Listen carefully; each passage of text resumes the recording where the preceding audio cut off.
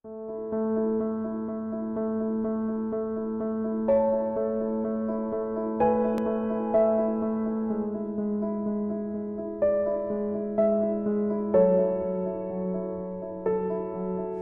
ini kita akan membicarakan sebuah topik yang bertolak dari apa yang sudah kita pelajari minggu yang lalu. Jadi kalau misalnya pada minggu yang lalu kita melihat ini ya, jadi bahwa proyeksi ortogonal itu mempunyai sifat komposisi dari dia dengan dirinya sendiri, itu adalah dia sendiri. Jadi P komposisi P sama dengan P. Dan kemudian kita mempunyai sifat hasil kali dalam. Jadi kalau Anda punya di situ dua vektor sembarang di V, U kecil, V kecil, Anda meletakkan P dimanapun juga, ya, pada hasil kali dalam, itu nilainya akan sama di sini. Jadi U, hasil kali dalam U dan PV sama dengan hasil kali dalam PU dan V. Urutannya jangan diganggu di situ ya, jadi artinya Anda lihat di situ, U dan V itu berurutan di situ. Jadi U yang pertama, V yang kedua, kemudian Anda tinggal meletakkan P-nya di mana gitu. Jadi yang dipetakan oleh P itu apa? U atau V. Jadi hasil kali dalamnya akan sama ya. Jadi Anda lihat. Nah, sebaliknya juga berlaku di sini. Jadi kalau misalnya Anda lihat P itu operator linear, ya. Kemudian kalau kita mempunyai P kuadrat sama P, ya. P komposisi P itu kita singkat sebagai P kuadrat, dan kemudian sifat yang satunya lagi juga berlaku, maka pemetaan P itu adalah proyeksi ortogonal pada peta P. Nah, operator linear yang memenuhi sifat seperti ini, jadi kalau misalnya Anda lihat, jadi kita punya UV, kemudian siapa yang dipetakan oleh T, ya, itu tidak mengubah hasil kali dalam, kita katakan bahwa pemetaan T itu adjoint dengan diri sendiri. Bahasa Inggrisnya self-adjoint. Karena itu Anda bisa mengerti gitu ya, dari mana datangnya konsep adjoint dengan diri sendiri. Gitu. Karena kita memang punya objek yang mempunyai sifat tersebut, yaitu proyeksi ortogonal. Oke, nah kalau kita ingin membuktikan teorema yang di atas, sifat yang di atas ya, maksudnya sifat yang kedua di sini, kalau misalnya Anda lihat, jadi bahwa P kuadrat sama dengan P, dan kemudian sifat yang kedua itu adalah bahwa apa? P itu adjoint dengan diri sendiri, itu berakibat P adalah proyeksi ortogonal pada peta P.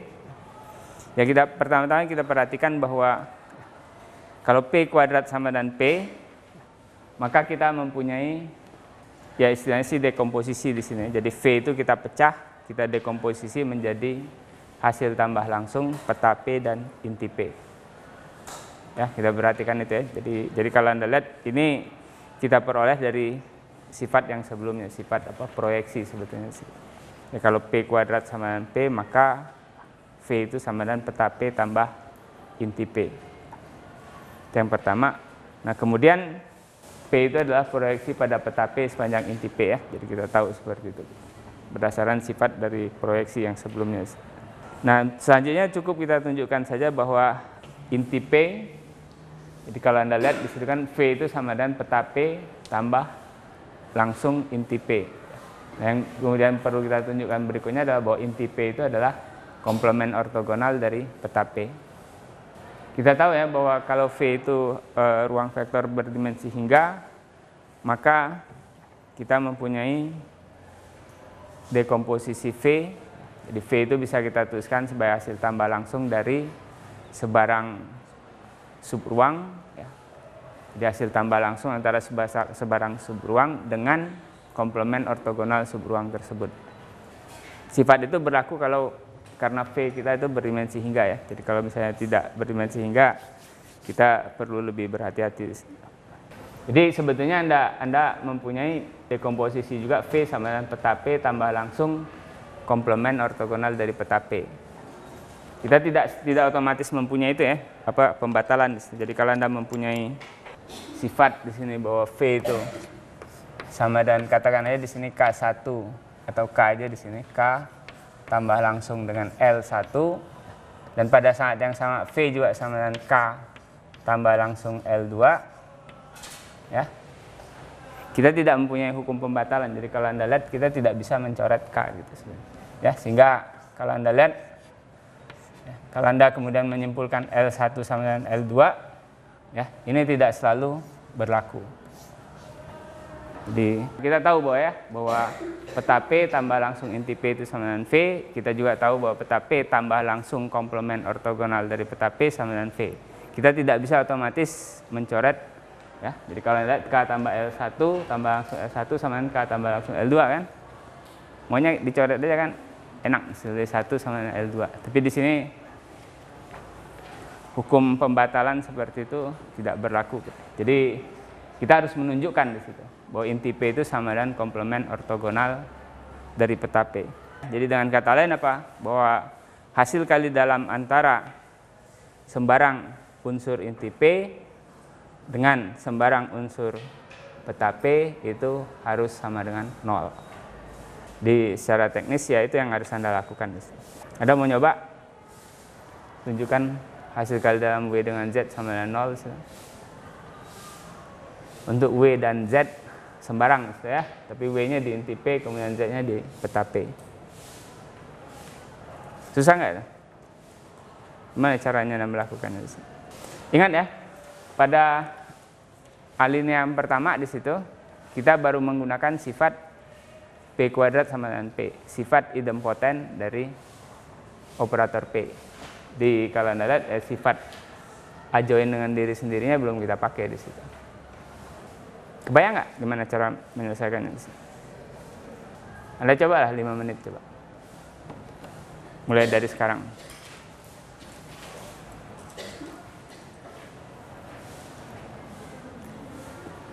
Yang Anda perlu coba lakukan adalah menunjukkan bahwa hasil kali dalam di sini. Jadi kalau Anda ambil di sini W-nya anggota inti P, kemudian Z-nya anggota peta P, ya. Jadi coba tunjukkan di sini WZ ya.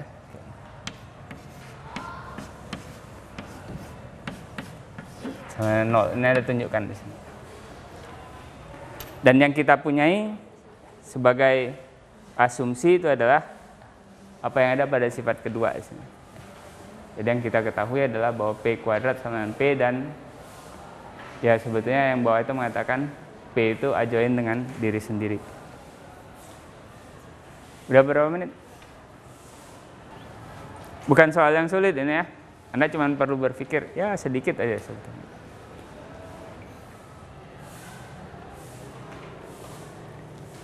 Yang diketahui itu adalah bahwa P itu operator linear di V, kemudian P kuadrat sama dengan P, kemudian di sini hasil kali dalam apa tadi? Ya urutan terbalik nggak apa-apa di sini. PU. Saya kira mestinya sih UPV di sini, tapi nggak apa-apa lah. Sama aja kan?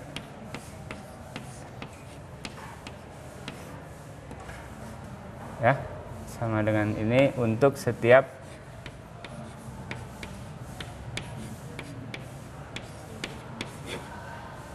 ini yang diketahui. Yang Anda tunjukkan ini. Argumentasinya aljabar ya.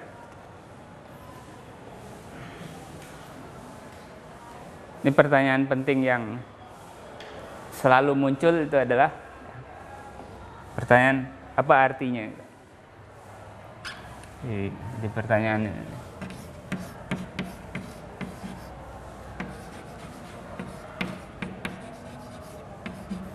Ya Anda isi apa aja di sini.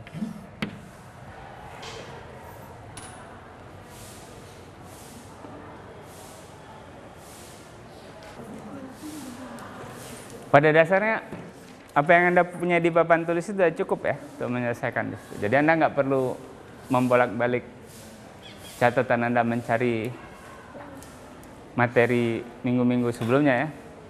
Anda bahkan tidak perlu tahu hasil kali dalam itu apa itu. Oh ya, ada satu sifat sih sebenarnya. Hasil kali dalam masih ada satu. Tapi bahwa hasil kali dalam itu apa sebenarnya Anda nggak usah lupa juga nggak apa-apa. Tapi ada satu sifat hasil kali dalam yang Anda harus gunakan.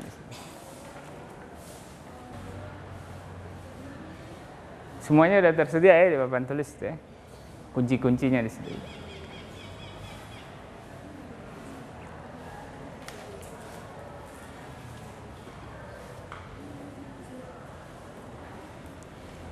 Sifat hasil kali dalam yang Anda perlukan itu cuma satu. Yang saya yakin Anda nggak akan lupa lah. Anda diberitahu sekali itu pasti ingat gitu. Coba Anda isi dulu ini nih. Apa yang Anda isikan di sini? Apa yang Anda pertanyakan? Apa?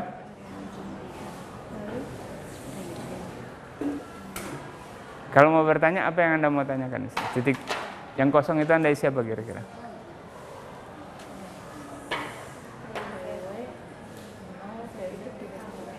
Apa?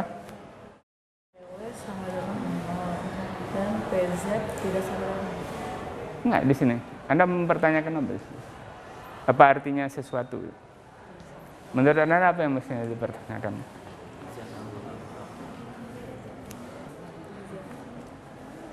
Dan berpikir itu mulai dengan bertanya ya. Kalau Anda nggak bisa bertanya, Anda susah berpikir.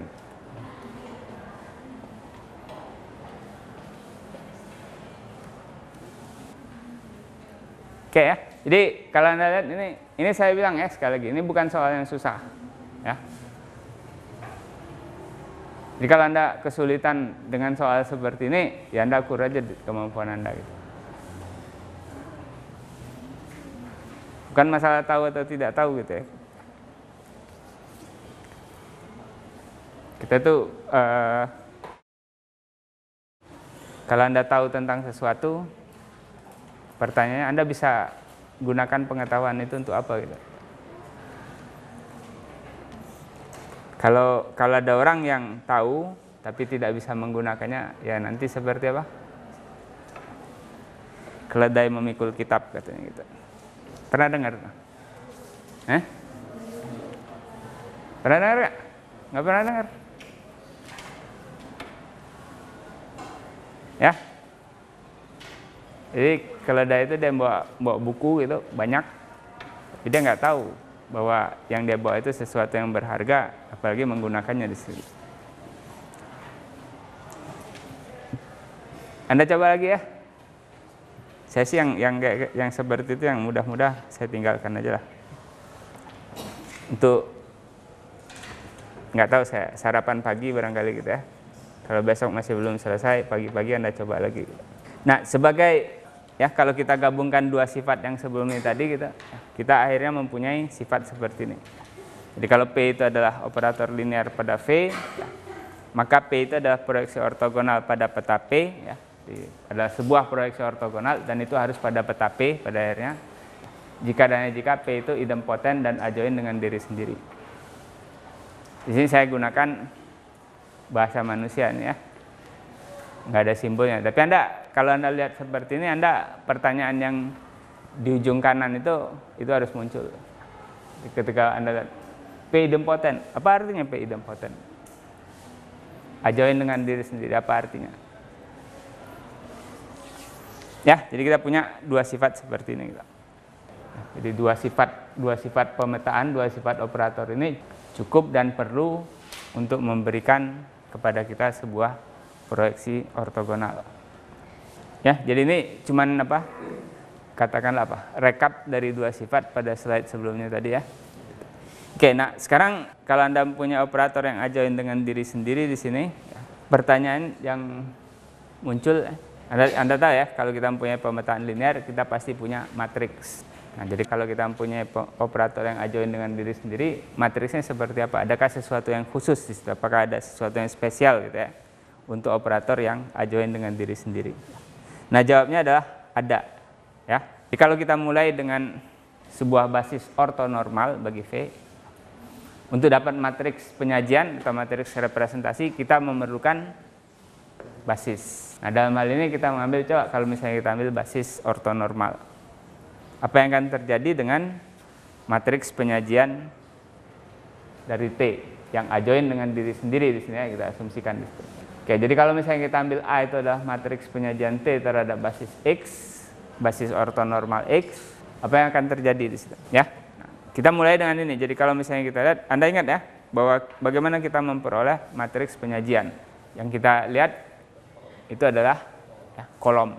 Kolom-kolom dari matriks penyajian itu adalah apa? Ya, koordinat. Ya, koordinat dari apa? Ya, koordinat dari peta basis itu. Nah, karena kita bekerja dengan operator, ya, ingat, Anda mempunyai pemetaan, itu kan harus ada daerah asal dan daerah sasaran. Jadi, ketika kita berbicara pemetaan secara umum, kita sebetulnya memerlukan dua basis di situ, satu untuk daerah asal, satu untuk daerah sasaran. Tapi karena kita di sini bekerja dengan operator, ya, daerah asal dan daerah sasaran itu sama, kita ingin menggunakan basis yang satu, ya, basis yang sama untuk daerah asal dan daerah sasaran. Jadi basisnya cuma X. Di sini kita lihat bahwa kolom ke-J matriks A itu adalah koordinat dari sebetulnya TXJ, koordinat dari unsur ke-J pada basis. Ya, koordinat dari peta unsur ke-J pada basis X oleh T. Nah, koordinatnya terhadap basis apa? Ya, terhadap basis X. Karena apa? Karena basis daerah sasaran kita juga masih menggunakan X juga. Nah, karena X-nya itu adalah basis ortonormal, ya, kita tahu koefisien kombinasi linearnya diberikan oleh apa itu? Hasil kali dalam. Hasil kali dalamnya betul ya? Terbalik atau enggak? Jadi di sini kalau Anda lihat, kita pakai hasil kali dalamnya seperti ini atau X1T. Benar di sini urutannya. Benar? Betul ya? Nah, sesudah kita punya ini, kalau Anda lihat ya, ini adalah kolom ke J. Nah, sekarang kalau saya tanya, komponen matriks A pada baris ke I kolom ke J apa? Ya, baris ke I kolom ke J. Ya. Nah, karena matriksnya itu adalah matriks A, kita biasanya menggunakan simbol ini ya. Jadi A kecil kan. Baris ke I, kolom ke J. Sama dengan apa? Hasil kali dalam antara T XJ dengan ini kan. Nah, karena T-nya adjoin dengan diri sendiri, apa yang kita lihat di sini? Sama dengan hasil kali dalam XJ dengan XJ kita. Benar? Bukan XI. XJ dengan TXI. Ya. Nah, kalau Anda lihat ini sama dengan apa nih? Kalau Anda gunakan sifat hasil kali dalam, ini sama dengan ya. Jadi apa yang kita ingin lihat ya? Yang ingin kita lihat adalah kalau misalnya kita lihat bentuk seperti ini ya, Anda bisa membaca komponen matriks A nggak di sini? Ya, jadi kalau Anda lihat di sini. Dan komponen matriks A itu bentuknya selalu seperti itu kan. Jadi hasil kali dalam antara peta oleh T ya, dengan ya, unsur basis. Hasil kali dalam antara peta unsur basis oleh T dengan unsur basis juga. Ya. Jadi kalau misalnya kita lihat seperti ini, sekarang kalau Anda lihat bagaimana kita memindahkan T ke sebelah kiri lagi. Bisa nggak? Ya kalau Anda kembali lagi ke sini memanfaatkan sifat adjoin dengan diri sendiri, ya Anda balik lagi ke sini gitu. Tapi kalau kita mau bergerak maju, ya Anda harus memindahkan T ke sebelah kiri ke komponen pertama, tapi pakai yang lain. Ya? Ya Anda ingat apa? Apa yang Anda ingat? Sifat apa? Jadi apa yang Anda lakukan di sini? Apa? Hasil kali dalam P X J atau I? J atau I? Ya, cuma dua pilihannya, J atau I? I.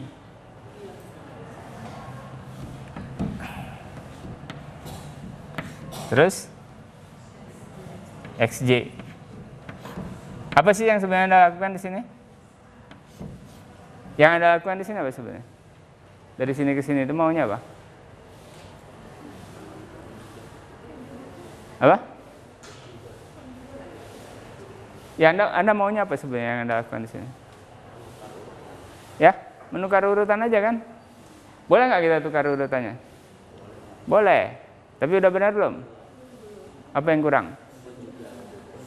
Jadi Anda ambil menjugat. Nah, sekarang kalau Anda lihat yang ini apa nih? Jadi hasil kali dalam TXI dengan XY itu apa? Anda lihat nggak ini ada di matriks A? Lihat nggak ini ada di matriks A? Di mana? Kolom yang mana? Kolom yang mana? Kolom ke I? Oke, jadi apa nih? AJI konjugat. Oke, konjugatnya sebenarnya panjang di sini ya.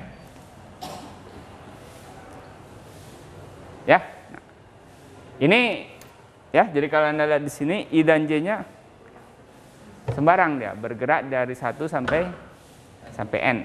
Ya, ya. Jadi kalau misalnya kita lihat seperti ini, kita akan lihat ya di sini sih saya cuma tuliskan aja. Jadi sama aja sih. Apa kesimpulannya tentang matriks A?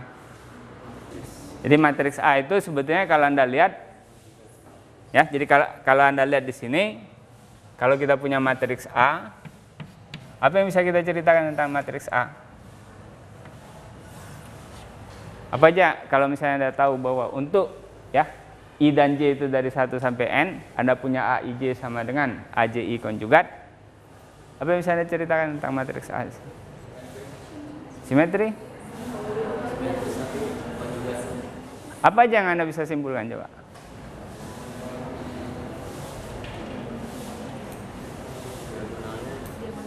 Diagonalnya gimana? Diagonalnya gimana?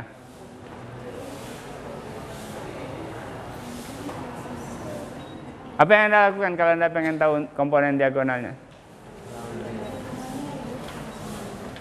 Apa yang Anda lakukan kalau Anda ingin melihat komponen diagonalnya? J sama I. Apa yang Anda simpulkan? Ya? Apa artinya itu? Jadi kalau Anda lihat di sini apa ya? Ya, bilangan real semua di sini. Jadi kalau Anda lihat ya saya bisa tuliskan barangkali dalam, saya nggak tahu gimana menuliskannya di sini. Sebetulnya salah satunya itu saya bisa tuliskan anggota, kemudian di sini saya tulis RRR gitu ya. Jadi kalau Anda lihat di sini ini semuanya. Jadi di sini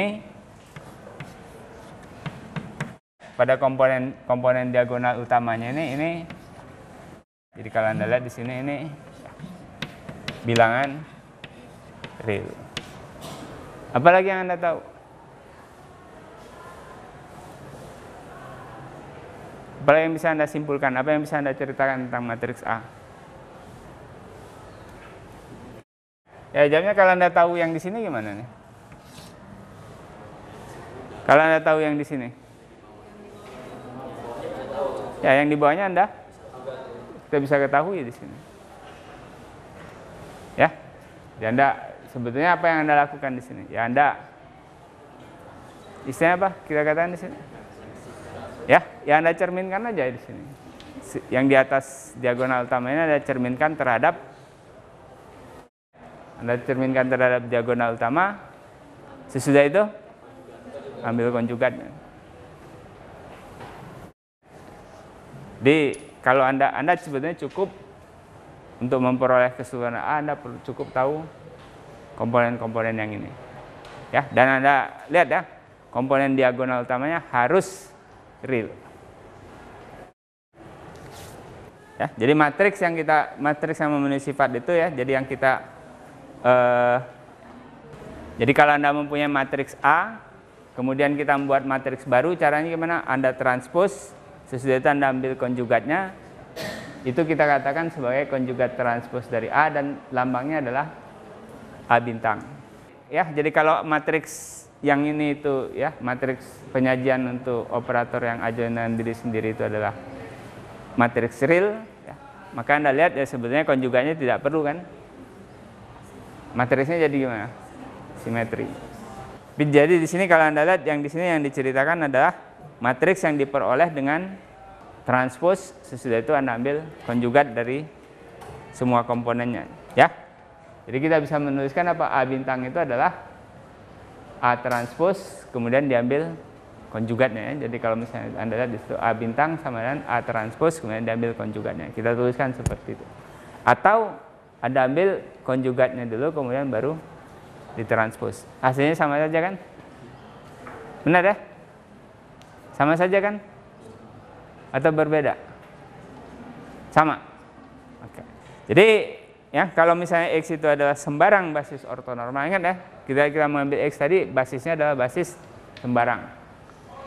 Ya, jadi kalau kemudian kita mempunyai di sini X itu sembarang basis ortonormal V, kemudian T itu adalah operator yang adjoint dengan diri sendiri, operator linear yang adjoint dengan diri sendiri, kemudian A itu adalah matriks penyajian T terhadap basis X, ya, maka A bintang harus sama dengan A. Ya, dari sini nih. Jadi Anda lihat bahwa ini sebetulnya ya, jadi kalau Anda lihat AJI ini ya, jadi kalau yang Anda lakukan adalah Anda transpose, kemudian Anda ambil konjugatnya, itu Anda memberikan kepada Anda A bintang. Ini mengatakan bahwa A bintang sama dengan A. Ya. Nah, matriks yang seperti ini yang A bintang sama dengan A itu kita katakan matriks Hermite. Hermite ini nama orang ya. Jadi makanya ditulisnya dalam bentuk seperti itu. Pakai H besar. Nah, kalau misalnya, oke, ini Anda dua pertanyaan yang Anda bisa pikirkan juga nih ya. Jadi kalau misalnya Anda mempunyai operator yang adjoint dengan diri sendiri, sementara basisnya tidak ortonormal, matriks penyajiannya gimana? Ya, oke. Jadi ini satu pertanyaan. Kemudian pertanyaan yang berikutnya adalah, jadi kalau Anda mempunyai proyeksi ortogonal, ya, kemudian Anda mengambil sebuah basis ortonormal ya, untuk V, dan basis ortonormal ini memuat ya, basis ortonormal bagi petanya itu. Ya, sebenarnya kalau mau dikatakan dan kata lain di sini Anda punya V, kemudian di dalamnya itu adalah ada peta dari proyeksi ortogonal, Anda ambil basis ortonormal, kemudian Anda perluas sebetulnya itu ya. Ya, nah memperluasnya gimana? Sebenarnya banyak caranya di situ. Ya, tapi yang paling pokok kalau misalnya kita ambil seperti ini aja dulu. Ya, ingat ya. Jadi seperti yang di sini kalau misalnya Anda lihat, kalau kita mempunyai sebuah, tadi udah saya hapus di situ ya. Kalau misalnya tadi kita punya apa tadi? Ketika kita mempunyai K tambah langsung L1 sama dengan K tambah langsung L2, kita tidak bisa mencoret K begitu saja sehingga tinggal L1 sama L2.